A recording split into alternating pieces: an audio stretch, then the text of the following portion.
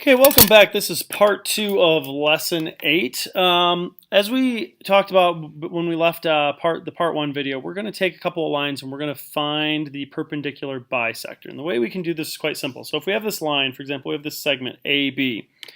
All I need to do is take a compass and put the compass on one end of the segment and then put the other end so that it's out at least further than what would appear to be halfway. So I'm going to come out here. I'm going to come out about 3/4. You can see here I'm out about 3/4 of the way or more, and then I simply putting that end, I make an arc up above, and I'm going to make one down below. And now I'm going to transfer my compass with the same measurement to the other side. So I'm not going to move it at all. I'm going to put it at point B. Put the pointer down, draw some arcs, and I get those connectors. And you can see here I now have these points. And now I can draw a line connecting those 2 points.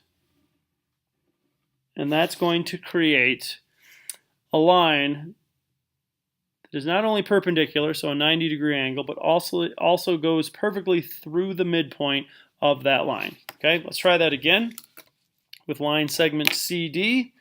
So again, I'm going to choose a point. I'm going to go out a little more than halfway. Doesn't really matter quite how far, as long as I keep it the same. Put an arc above and below. Spin over to the other side. Put my lines down. An arc that intersects that other line, and now I can make that connection between these points, and there we go. We get perfect perpendicular bisectors of those lines. Okay. All right. Now let's move on and let's do another type of bisection, and that's an angle bisector. So again, there are some steps here that you can follow. I do, of course, have another step, though, that I want people to look at. So let's look at this conjecture. If a point is on the bisector of an angle, then it is equidistant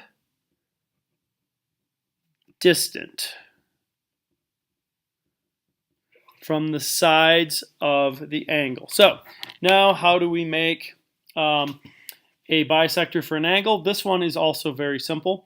I'm going to take my protractor. Can really have it at just about any measurement. I'm going to put the point here at the vertex, okay, where the 2 lines meet, the vertex. I'm going to draw a line. Now make sure this line, when you draw it, that it intersects both of these lines. This is very important. And now I'm going to put this point over here where these 2 lines meet. I'm going to draw arc out here. Then I'm going to do the same thing on the other side. Draw an arc out there.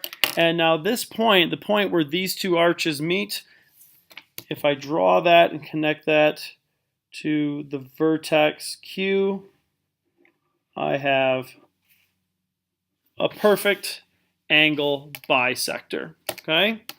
Perfect way to bisect an angle. Okay. Let's talk about how to duplicate an angle.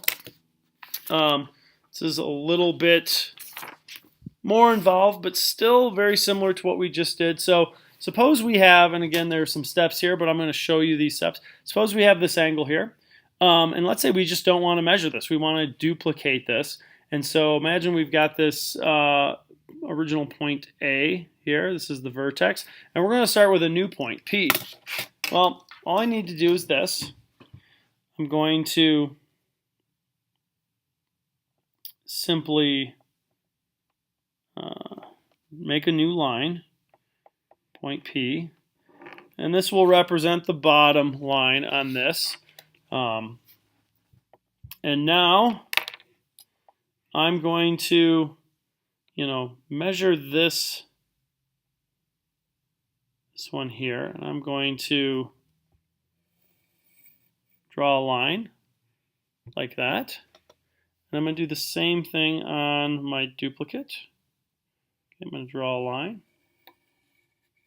Now what I can do is I can go over here to my original, put my pointer down, and then adjust this until I'm able to have it meet that exact point. You can see there. And then I'm going to bring that down to my copy, put it on that point,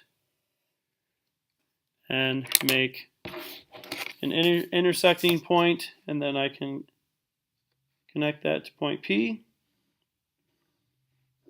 And I should have an angle that is a perfect copy in terms of angle measurement to my original copy. Okay.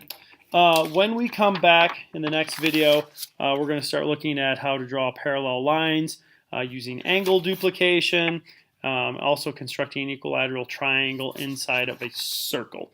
So stay tuned for that in part 3 of lesson 8.